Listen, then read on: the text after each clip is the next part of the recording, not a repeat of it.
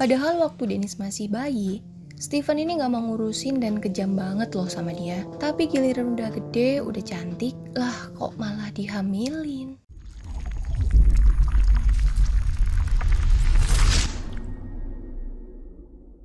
Kisah inses paling mencengangkan ini berawal pada tahun 1995, di mana ada seorang pemuda bernama Steven Pledel yang saat itu berusia 20 tahun. Dia berkenalan secara online dengan seorang gadis bernama Alicia Gracia yang masih berusia 15 tahun. Saat itu Steven tinggal di kota New York, sedangkan Alicia tinggal di kota San Antonio, negara bagian Texas, Amerika Serikat. Sejak berkenalan, Steven dan Alicia mulai menjalin komunikasi yang intens. Hampir setiap hari mereka selalu asik berkirim pesan. Singkat cerita, Steven dan Alicia akhirnya pun berpacaran. Selain rutin berkirim pesan, mereka pun mulai berani untuk bertemu. Mereka yang dimabuk asmara seperti tidak terpisahkan. Hingga akhirnya, Steven mengajak Alicia untuk pindah saja dari San Antonio ke New York agar mereka bisa hidup bersama. Alicia yang memang sudah sangat jatuh hati sama Steven, akhirnya setuju untuk meninggalkan keluarga serta semua kehidupannya di San Antonio. Dia pun kemudian memulai sebuah kehidupan baru berdua dengan Steven, kekasihnya. 3 tahun kemudian, tepatnya di tahun 1998, Alicia ini hamil lalu melahirkan anak pertamanya, seorang bayi perempuan yang diberi nama Dennis. Saat itu, Alicia seneng banget. Dia juga sayang banget sama Dennis. Walaupun umur Alicia masih cukup muda, yaitu sekitar 18 tahun waktu itu. Tapi dia sangat berusaha untuk bisa jadi ibu yang baik bagi Dennis. Hal sebaliknya terjadi pada Steven.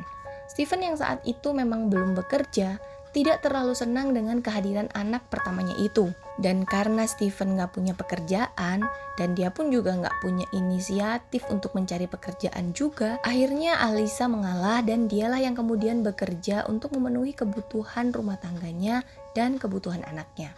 Sejak saat itu, Alicia mulai sibuk bekerja sekaligus mengurus si kecil Dennis. Praktis setelah Alicia pergi bekerja, dia pun menitipkan Dennis pada Steven. Dan disinilah akhirnya sifat kasar Steven mulai terlihat. Menurut Alicia, Steven suka berbuat kasar pada bayinya. Saat Dennis menangis, Steven tidak segan-segan untuk mencubit bayi kecil itu. Karena menurut Steven, tangisan Dennis itu benar-benar mengganggunya. Tubuh Dennis bahkan seringkali dipenuhi dengan luka lebam, entah itu bekas dipukul atau dicubit. Tak hanya itu, jika emosi Steven sudah mencapai puncaknya, dia bahkan tega menaruh Dennis kecil di dalam lemari pendingin. Tapi walaupun sudah melihat berbagai perilaku kasar ini, Alicia tidak bisa berbuat banyak. Dia serta Dennis tetap tinggal bersama Steven dan bahkan akhirnya mereka berdua menikah. Tapi ternyata dampak dari pernikahan dini mereka semakin hari semakin parah, teman-teman. Selain semakin sering terlibat cekcok, kekejaman Steven juga makin menjadi-jadi. Hal itu membuat Alicia semakin mengkhawatirkan keselamatan Dennis. Karena mau gak mau saat Alicia pergi kerja, dia pasti meninggalkan Dennis sama Steven. Dan karena terus-menerus dihantui perasaan tidak tenang dan khawatir akan nasib Dennis, akhirnya dengan berat hati Alicia mengambil sebuah keputusan besar, yaitu menyerahkan Dennis untuk diadopsi. Alicia dan Steven sadar bahwa mereka itu ternyata belum mampu merawat seorang bayi. Alicia berharap Dennis bisa tumbuh dengan baik dalam asuhan keluarga barunya. Walaupun sebenarnya dia berat banget ngelepasin Dennis, tapi membayangkan jika Dennis akan selalu disakiti Steven membuat Alicia kuat dan mantap untuk merelakan Dennis diadopsi keluarga lain. Dennis kecil pun akhirnya diadopsi dan dirawat oleh pasangan yang penuh kasih, yaitu Anthony dan Kelly Fusco. Mereka berdua sangat menyayangi Dennis layaknya buah hati mereka sendiri. Anthony dan Kelly kemudian mengganti nama Dennis menjadi Katie Fusco. Dan semenjak itu, dia tinggal bersama orang tua angkatnya di kota Dover yang berjarak sekitar 80 mil sebelah utara kota New York. Setelah Dennis diadopsi, Alicia masih hidup bersama dengan Steven. Terlepas jika mereka sering cekcok dan berselisih, hubungan pernikahan mereka cenderung awet dan bertahan. Pada tahun 2007, sekitar 10 tahun setelah melahirkan Dennis, Alicia akhirnya siap memiliki anak dan melahirkan seorang bayi perempuan.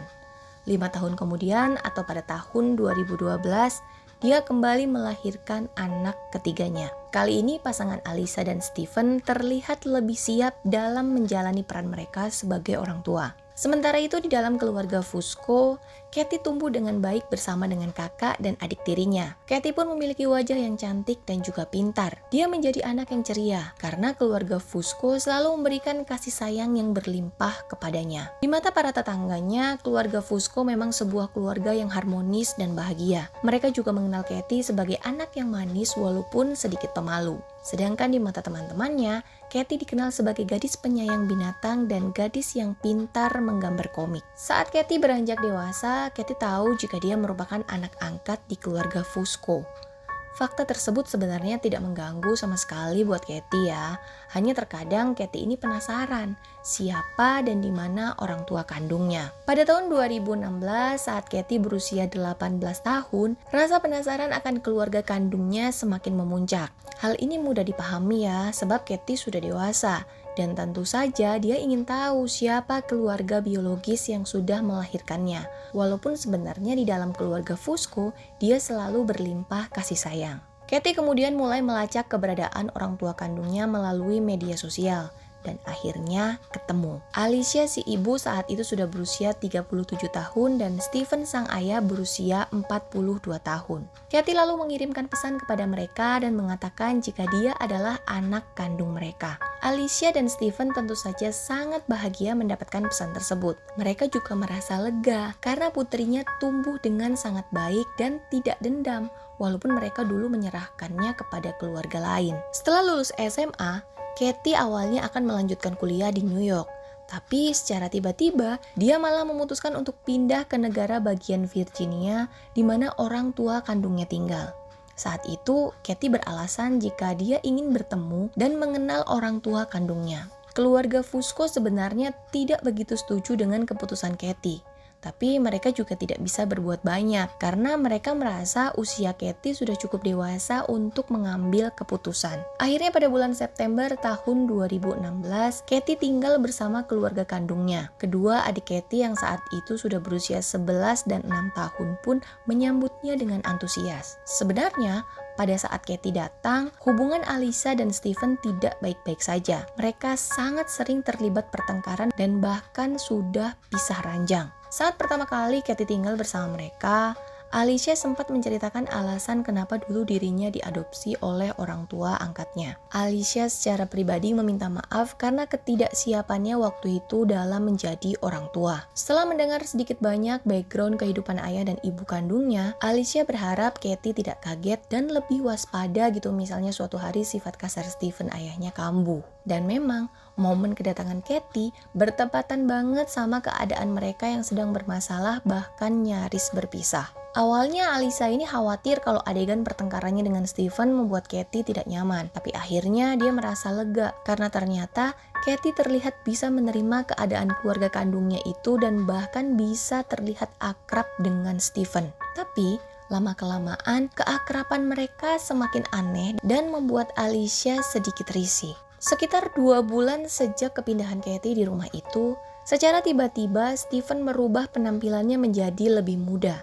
Dia mulai mencukur kumis dan jenggotnya sampai bersih. Dia juga memanjangkan rambutnya dan mulai memakai celana jeans serta kaos-kaos ketat layaknya anak muda. Si Stephen ini seperti berusaha mengimbangi penampilan Katie yang memang masih remaja. Tak hanya itu, Stephen juga memutuskan untuk tidur berdua di kamar Katie. Jadi waktu itu Alisa sama Stephen memang sudah pisah ranjang ya. Alisa dan anaknya biasa tidur di kamar yang ada di lantai bawah, sementara Katie mendapatkan kamar di lantai atas. Awalnya, Stephen tidur di lantai bawah, entah itu di depan TV maupun sofa. Tapi belakangan dia memutuskan untuk tidur di lantai atas bersama Katie. Hal ini tentu saja membuat Alisa merasa ada yang tidak beres. Dia pun segera menegur Stephen tentang betapa tidak pantasnya hal itu. Mendapatkan teguran Alisa, Stephen menjadi sangat marah dan bahkan menyuruh Alisa untuk berhenti berkomentar dan mencampuri urusannya. Karena sudah tidak tahan lagi, pada bulan November tahun 2016, akhirnya Alisa meminta cerai dari Stephen. Dan dia pun memutuskan untuk pergi dari rumah. Hal itu tentu saja sangat disayangkan, karena Katie, putri mereka, baru saja bergabung di dalam keluarga itu. Tapi ya mau gimana lagi, keadaan mereka juga sudah sangat tidak harmonis ya. Awalnya Alisa ingin ingin membawa kedua putrinya dan Katie untuk tinggal bersamanya di rumah baru. Tapi secara mengejutkan, Katie menolaknya dan lebih memilih untuk tinggal bersama Stephen di rumah lama mereka. Tentu saja keputusan ini sangat mengganggu pikiran Alisa, apalagi sebelumnya mereka berdua kan semacam punya gelagat mencurigakan ya. Dan disinilah kasus menjadi semakin rumit. 6 bulan setelah mereka hidup terpisah, suatu malam tepatnya pada bulan Mei tahun 2017, Alisa tidak sengaja membaca buku harian anaknya yang berusia 11 tahun. Di situ tertulis bahwa ayahnya atau Stephen menyuruhnya berhenti memanggil Katie sebagai kakak perempuannya, tapi mulai memanggil Katie sebagai ibu tirinya. Di halaman berikutnya, masih di buku harian yang sama, Alisa menemukan gambar seorang wanita dengan perut yang besar layaknya wanita hamil. Alisa langsung menduga jika gambar itu adalah Katie. Saat itu, Alisa benar-benar panik dan histeris setelah membaca buku harian anaknya tersebut. Dia lalu berusaha untuk bertanya kepada putrinya tentang apa yang ditulisnya itu. Menurut sang anak, saat dirinya menginap di rumah Stephen, dirinya memang melihat jika Katie dan ayahnya tidur satu ranjang. Namun ayahnya melarangnya memberitahukan hal tersebut kepada siapapun termasuk ibunya. Mendengar itu, Alicia shock banget. Dia pun segera menelepon Stephen dan langsung menanyakan apakah benar Katie sedang hamil. Dengan santai, Stephen bilang jika Katie memang sedang hamil dan itu adalah darah dagingnya. Stephen juga mengatakan jika dia dan Katie saling mencintai dan terlibat hubungan seksual saat Alisa pergi dari rumah itu.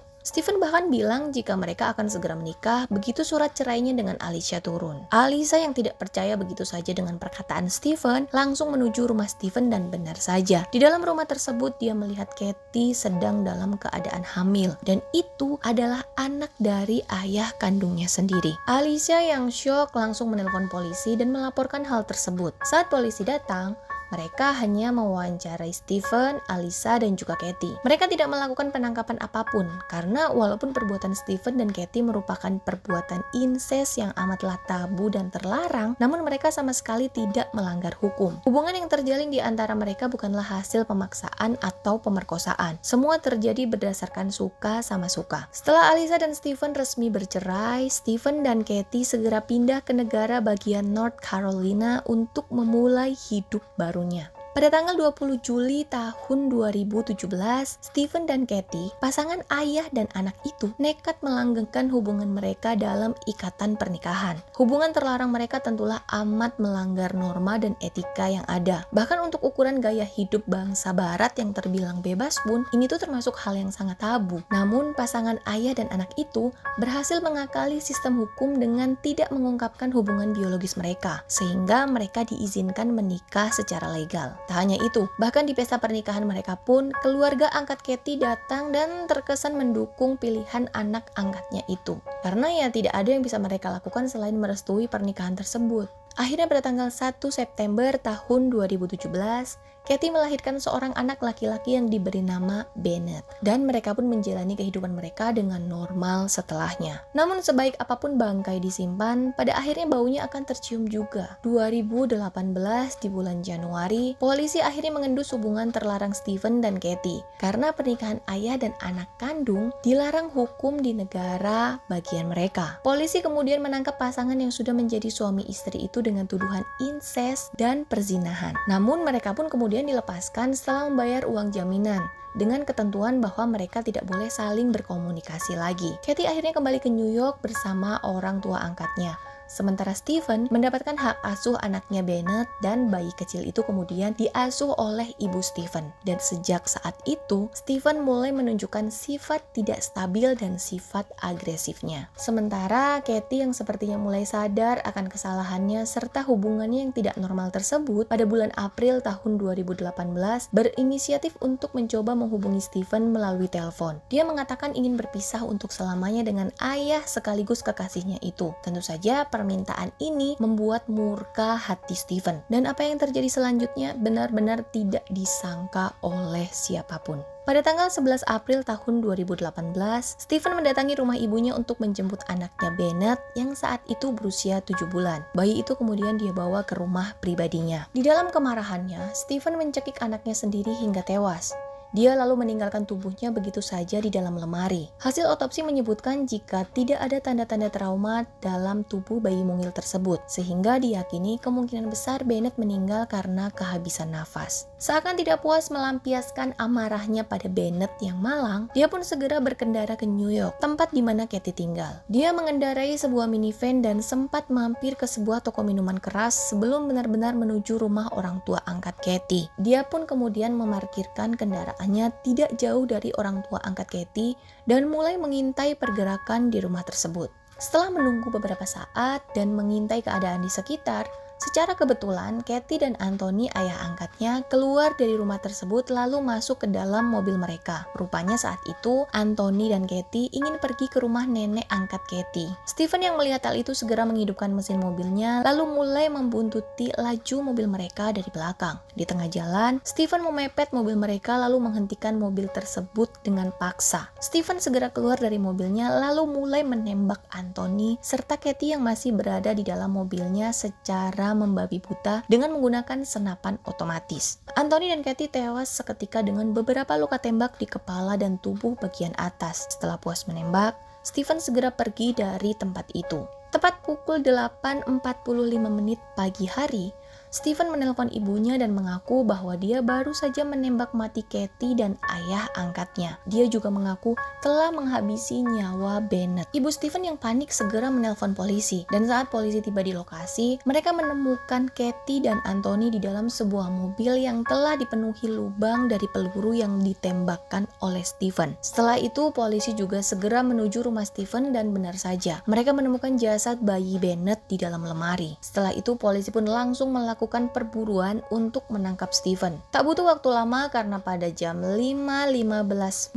di pagi hari, polisi menemukan Stephen sudah tidak bernyawa di dalam kendaraannya. Stephen telah melakukan aksi bunuh diri dengan cara menembak dirinya sendiri dengan senapan miliknya. Setelah kejadian ini, Alisa mengungkapkan jika semua yang terjadi begitu dramatis, baik itu untuk dirinya maupun anak-anaknya. Walaupun dia mengakui bahwa Stephen ini sering melakukan kekerasan baik verbal maupun non-verbal kepadanya, namun Stephen tidak pernah melecehkan anak-anak mereka sebelumnya. Tapi seperti kita ketahui dari awal ya, Stephen ini dulunya juga menikah dengan Alisa saat Alisa masih di bawah umur. Jadi dia itu kayak mengulang lagi kehidupan dia yang dulu. Stephen sebenarnya berharap suatu hari kehidupannya dengan Kathy serta Bennett berjalan lancar. Tapi begitu Kathy menelponnya dan bilang ingin berpisah selamanya, itu membuat Stephen merasa jika impiannya untuk hidup normal bersama Kathy dan Bennett sudah tidak mungkin lagi. Itulah mengapa dia akhirnya gelap mata dan merasa hidupnya sia-sia, lalu mulai menghabisi nyawa Bennett dan Kathy. Karena baginya jika dia tidak bisa hidup dengan mereka, lebih baik mereka semua mati. Hal ini sangat-sangat disayangkan ya. Kathy yang masih muda dan punya masa depan cerah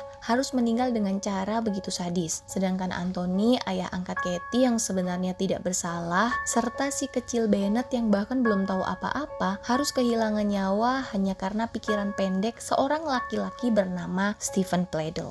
Oke teman-teman, apa pendapat kalian tentang kisah tragis ini? Boleh tulis komentar kalian di bawah ya. Terima kasih banget untuk yang sudah melihat video ini dari awal hingga akhir. Makasih ya. Aku bener-bener senang kalau kalian nonton dan suka. Lebih senang lagi kalau teman-teman mau bantu support channel YouTube aku dengan cara subscribe dan like agar aku makin semangat cerita lagi, cerita mulu, cerita terus untuk kisah selanjutnya. Dadah!